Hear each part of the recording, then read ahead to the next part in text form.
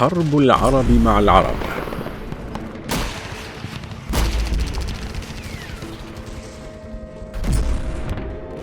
عندما احتل الجيش المصري ليبيا في 4 أيام، شكلت أنظمة الحكم والسياسات غير المتوافقة في الدول العربية فجوة بين الدول العربية، وطيلة عقود من الزمن كان ذلك الاختلاف يؤدي إلى قطع العلاقات وسحب الكوادر الدبلوماسية وإغلاق الحدود لفترات وجيزة، قبيل أن تعود المياه لمجاريها والتوصل إلى حلول رضائية. وكان من النادر جدا أن تتسبب الخلافات السياسية بمواجهات عسكرية، وكانت إحدى تلك النوادر خروج العلاقات بين مصر وليبيا عن السيطرة، إلى أن نجم عنها حرب دموية بين البلدين انتهت بخسارة الطرفين. في الغالب ما تبقى الحروب الطويلة متعلقة بأذهان الناس، على عكس تلك الحروب القصيرة التي قد يكون هناك كثير منهم لا يعرفون بوجودها أصلا.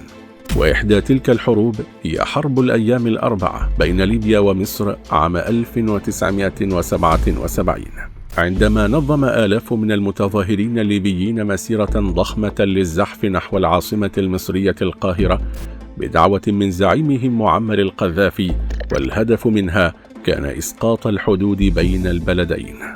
نستعرض لك عزيزي المشاهد في هذا الفيديو حكاية حرب الأيام ال4 من البداية إلى النهاية. أسبابها: بعد نهاية حرب أكتوبر عام 1973 وهدوء الجبهة المصرية وخلوها حتى من الخروقات العسكرية، بدأت تطفو إلى السطح العلاقات الدبلوماسية بين كل من مصر والكيان الإسرائيلي، مما دفع بوسائل إعلام عربية مناصرة للقضية الفلسطينية وداعمة للحرب على إسرائيل بشن هجمة إعلامية على شخص الرئيس المصري حينها محمد أنور السادات ووصفه بالخائن، وهذا ما تبناه الموقف الليبي شعبا وحكومة، ما دفع بالرئيس الليبي حينها معمر القذافي لقطع العلاقات مع الحكومة المصرية بالكامل وإغلاق الحدود وطرد السفارة المصرية من ليبيا، بالإضافة إلى نحو 250 ألف عامل مصري. لم يتوقف الأمر عند هذا الحد، فقد جيش القذافي الشعب الليبي عبر دعوته لما أسماه مسيرة نحو القاهرة، تهدف لإسقاط الحدود بين الدول العربية من منطلق وحدة الأراضي العربية وقوميتها المقدسة. كما تذرع القذافي حينها بالمشاريع الوحدوية التي يخطط لها الرئيس المصري الأسبق جمال عبد الناصر، وأن تلك المشاريع يتبناها السواد الأعظم من الشعب المصري. وبناء على هذا التحليل، فقد ظن القذافي بأن المصريين سيخرجون بمسيرات مناهضة لرئيس السادات بالتزامن مع وصول الليبيين إلى الحدود المصرية. تفاصيلها: في 20 من يوليو تموز عام 1977 وصلت الحشود الليبية إلى المنافذ الحدودية مع مصر، لكن قوات الدرك والجيش المصري تصدت لتلك الحشود ومنعتها من دخول الأراضي المصرية، فما كان من الرئيس القذافي إلا أن أعطى أوامره لوحدات الجيش الليبي بقصف القوات المصرية التي تمانع مسيرة الجماهير إلى القاهرة. على الفور رد السادات بشكل مماثل وأعطى أوامره للقوات الجوية بقصف مصادر النيران الليبية وتدمير كافة المدافع المتواجدة بالقرب من حدود بلاده والتي تهدد سلامة أفراد الجيش المصري. واستمرت الهجمة المصرية الأولى حتى نهاية يوم 21 من يوليو. في صباح اليوم الثاني حلقت طائرات حربية ليبية لمؤازرة القوات البرية ومهاجمة مواقع الجيش المصري، إلا أنها قوبلت باعتراض من قبل طائرات ميج 21 وسو 20 المصرية، ولم تنجح كل محاولات الطيارين الليبيين في خرق الأجواء المصرية. ومع استمرار المواجهات ليومها الثالث، شنت الطائرات المصرية مئات الهجمات على معسكرات الجيش الليبي، ودمرت الغارات المصرية قاعدتي الكفرة والعدم في ليبيا، فاستدعت قيادة الأركان الليبية كافة طائراتها الحربية إلى المطارات العسكرية في الغرب الليبي، وكانت بصدد تجميعها وتذخيرها لشن هجمة جوية تشارك فيها كل الطائرات الليبية في آن واحد. وما إن انتشر خبر الإعداد للمواجهة على نطاق أوسع، حتى تدخلت عدة دول عربية طالبت بوقف النزاع بشكل فوري، ولاقت المطالب العربية قبول الطرفين. نتائجها.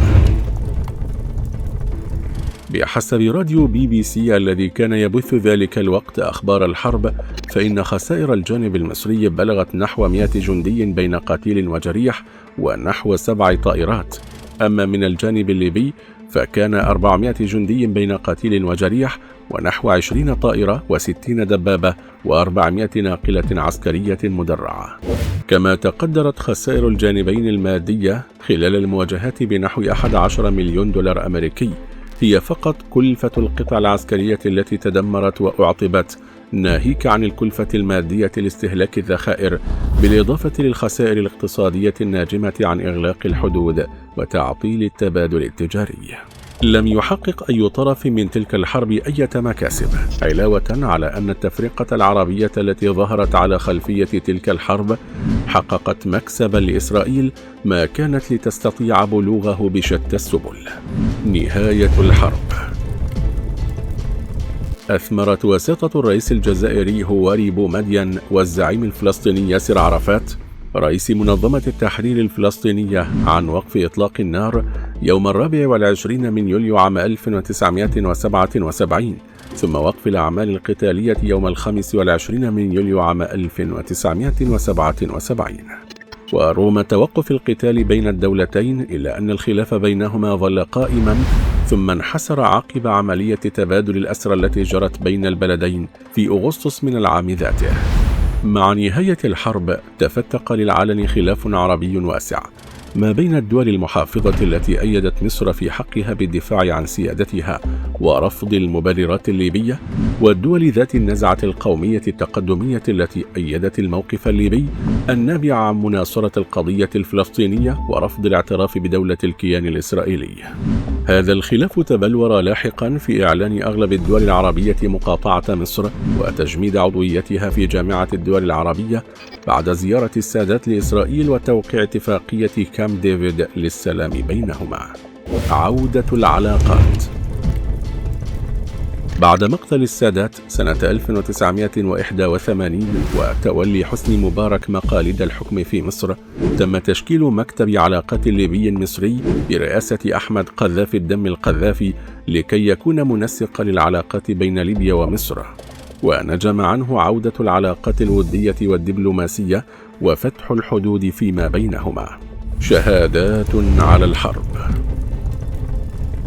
في وقت سابق قال ابن عم القذافي ومنسق العلاقات الليبية المصرية أحمد قذافي الدم إن السبب الذي دفع ليبيا إلى قصف مصر هو اختطاف عدد من قوات شرطتها التي كانت موجودة على الحدود المصرية بدلا من الجيش. كما اتهم قذافي الدم رئيس السادات بافتعال الحرب لأنه رفض إطلاق سراح الأسرى واتهمهم باقتحام حدوده، فحصلت مشادات بين قادة البلدين دفعت القوات الخاصة الليبية إلى اختطاف مجموعة من العسكريين المصريين من أجل الإفراج عن المجموعة الليبية. كما قال قذافي الدم في لقاء مع صحيفة الشرق الأوسط إن المصريين كانوا يتهمون القذافي بأنه كان يجهز لقصف السد العالي، إضافة لسعيه إلى تنفيذ عدة تفجيرات في البلاد وتحريض المصريين ضد السادات، وهذه كانت إحدى أهم الأسباب التي دفعت إلى الحرب. وخلال خطاب أدلى به الرئيس المصري أنور السادات في صباح يوم اتفاق وقف إطلاق النار: أعترف بأن مصر قامت باحتلال أرض ليبية بعمق أكثر من 20 كيلومتر مدة 24 ساعة وانسحبت بعد إنهاء عملها هناك، وهو ما أكدته العديد من المصادر الإعلامية مهددا الرئيس القذافي في حال تكرر الأمر. وأنت عزيزي المشاهد، بعد أن قامت بعض الدول العربية مؤخرا بالتطبيع مع دولة الكيان الصهيوني، هل تؤيد ما قام به السادات على اعتبار أنه أول من سلك طريق السلام مع العدو، أم تدعم الموقف الليبي والذي لا تزال العديد من الدول العربية تتبناه حتى اليوم؟ وفي نهاية حلقتنا مشاهدينا الكرام، إذا أعجبكم الفيديو لا تنسوا دعمنا بالضغط على زر لايك والاشتراك في القناة وتفعيل زر التنبيهات ليصلكم جديدنا إن شاء الله.